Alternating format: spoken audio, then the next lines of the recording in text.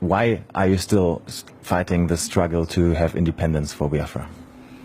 We are fighting for independence, not fighting physically with guns and bullets. We are fighting in terms of our agitation. We are fighting in terms of our belief. We're fighting in terms of our consistency to ensure that we are free, because we're not free.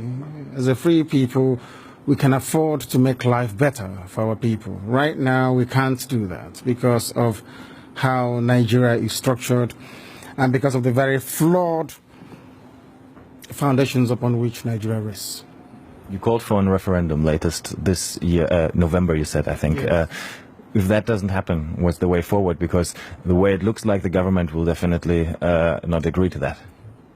Then there'll be no elections in Biafra land. No more elections here. They can put whoever they like in office. They can do whatever they like with their political positions. We will not engage in any political process. You said it's a peaceful struggle, but Yes. there are some videos of you appearing in the past, especially abroad, in particular in one conference in the US, where you said you need weapons to defend yourself, you need guns and ammunition. How can we understand that in the context that you're saying it's a peaceful struggle?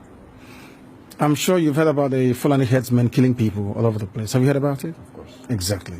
So how do you intend to defend yourself against Fulani headsmen without guns and bullets?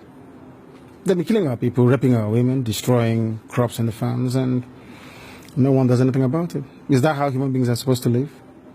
So, and you have the right to arm yourself and defend yourself with arms in that context? Self-defense is recognized even by all the known laws of the UN. Is that not correct? We have the right. If somebody were to barge into this very interview now wielding a machete or an AK-47, are you suggesting we should let them get away with it?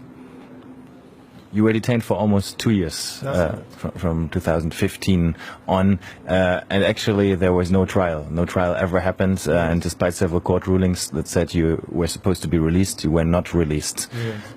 Do you think you were treated in a fair way by the government? Or rather also by the justice system? No, not fairly, because Nigeria is not a civilized country. People behave like animals. They are not reasonable enough. They're not disciplined enough. They are not mentally developed enough to run a transparent civil society.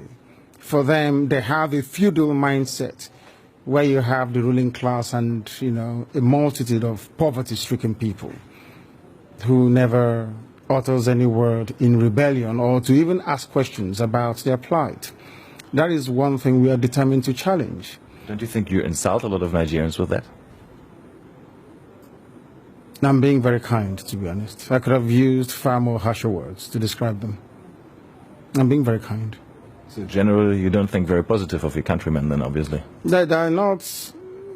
When you say positive, no, as individuals, perhaps there are a few good people amongst them, but as a collective, it's an absolute mess. And you can see for yourself. Didn't you go through the roads and see how horrible they are?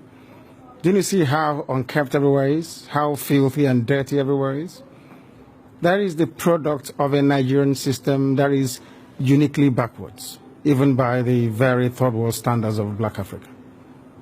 That's the fact, and people must face up to it. Well, I traveled in the north quite extensively, and I went to very remote areas sometimes where you would still find Igbo people living there, peaceful together with communities in the north. Don't you sometimes think that you might endanger their peaceful coexistence with the communities there, that they might get into trouble with that?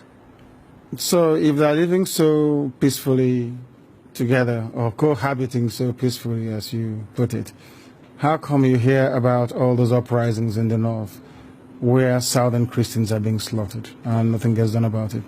Are you telling me that that is normal? People are in the north out of a dire need, necessity more or less, to try and survive. Because here, the entire production process has been emasculated by people and policies that are geared towards ensuring that our people exist in perpetual state of poverty. And that is unacceptable to us. What we're asking the world to recognize is that we want to live in peace, not in pieces. We want to live in peace, just to allow us to be. Allow Biafra to exist. We were existing before the British came. Just allow us to go back to, what we were before. No African came to Europe to create countries. So for somebody to just come in here and say, you, from today, your name is Nigeria, is simply laughable.